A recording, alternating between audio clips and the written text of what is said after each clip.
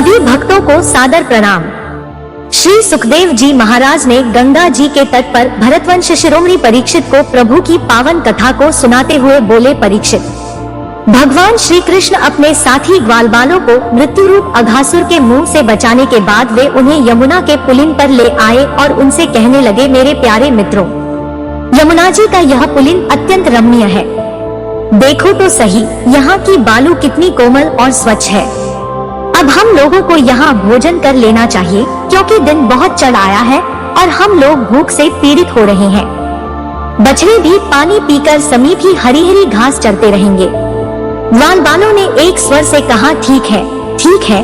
उन्होंने बछड़ों को पानी पिलाकर हरी हरी घास में छोड़ दिया और अपने अपने छीके खोल खोल कर भगवान के साथ बड़े आनंद से भोजन करने लगे। सबके बीच में भगवान श्री कृष्ण बैठ गए।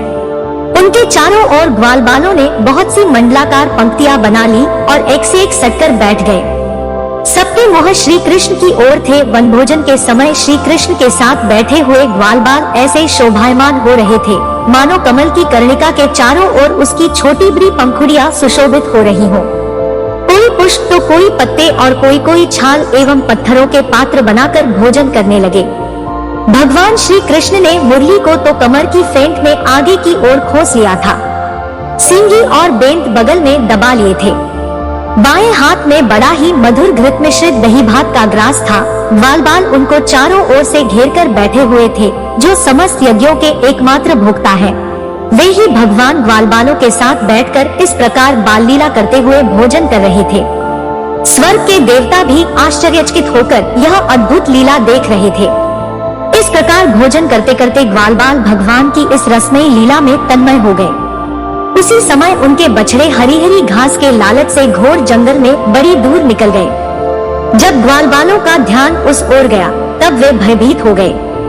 उस समय अपने भक्तों के भय को भगा देने वाले भगवान श्री कृष्ण ने कहा, मेरे प्यारे मित्रों, तुम लोग भोजन करना बंद मत करो, मैं बछड़ों को लिए आता हूँ। ग्वालबालों से इस प्रकार कहकर भगवान श्री कृष्ण हाथ में दही भात का कौर लिए ही पहाड़ों, गुफाओं, कुंजों एवं अन्यान्य भयंकर स्थानों में अपने तथा साथियों के बछड़ों को ढूंढने चल दिए। परीक्षित, ब्रह्मा जी पहले से ही आकाश में उपस्थित थे। प्रभु के प्रभाव से अघासुर का मोक्ष देखकर उन्हें बहुत बड़ा आश्चर्य हुआ था। उन्होंने सोचा कि लीला से मनुष्य बालक बने हुए भगवान श्री कृष्ण की कोई और मनोहर महिमामयी लीला देखनी चाहिए। ऐसा सोचकर उन्होंने पहले तो बछड़ों को और भगवान श्री कृष्ण के चले जाने पर ग्वालबालों को भी अन्यत्र ले जाकर रख दिया और स्वयं अंतर्धान हो गए। अंततः वे जड़ कमल की ही तो संतान है। भगवान श्री कृष्ण बछड़े न मिलने पर यमुना के पुलिन पर लौट आए, परंतु यहाँ क्या देखते हैं कि ग्वालबाल भी नहीं है। तब उन्होंने वन में घूम घूम कर चारों ओर उन्हें ढूंढा, परंतु जब वे ग्वालबाल और बछड़े उन्हें कहीं न मिले, तब वे तुरंत जान गए कि यह सब ब्रह्मा जी की करतूत है। वे तो सारे विश्व के एकमात्र ज्ञाता है।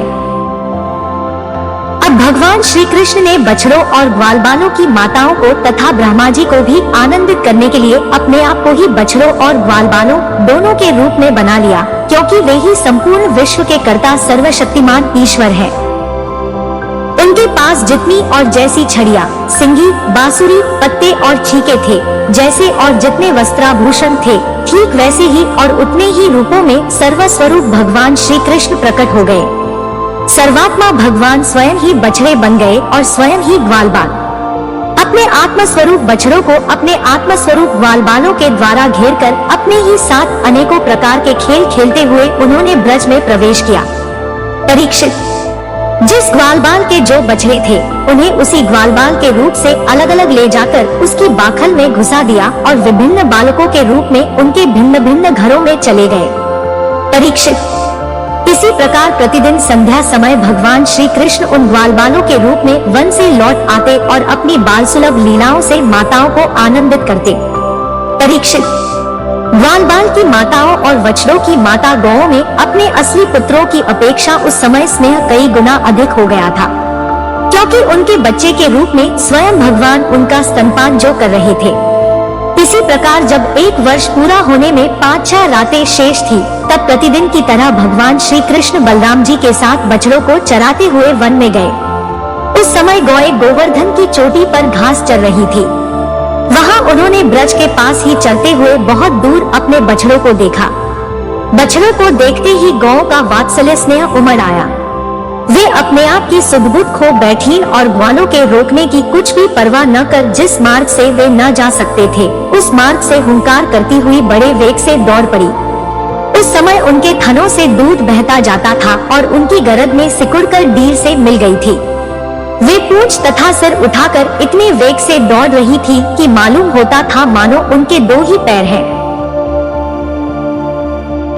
जिन गौओं के और भी बछड़े हो चुके थे, वे भी गोवर्धन के नीचे अपने पहले बछड़ों के पास दौड़ आई और उन्हें स्नेहवश अपने आप बहता हुआ दूध पिलाने लगी। गोपों ने उन्हें रोकने का बहुत कुछ प्रयत्न किया, परंतु उनका सारा प्रयत्न व्यर्थ रहा। उन्हें अपनी विफलता पर कुछ लज्जा और गायों पर बड़ा क्रोध आया। जब वे बहुत कष्ट उठाकर उस कठिन मार्ग से उस स्थान पर पहुँचे, तब उन्होंने बछड़ों के साथ अपने बालकों को भी देखा। अपने बच्चों को देखते ही उनका हृदय प्रेमरस से सराबोर हो गया। बालकों के प्रति अनुराग की बाढ़ आ गई। उनका क्रोध न जाने कहां हवा हो गया। उन्होंने अपने अपने बालकों को गोद में उठाकर हृदय से लगा लिया और उनका मस्तक सूंघकर अत्यंत आनंदित हुए। जब ये सब बलराम जी ने देखा, तब वे सोच में पड़ गए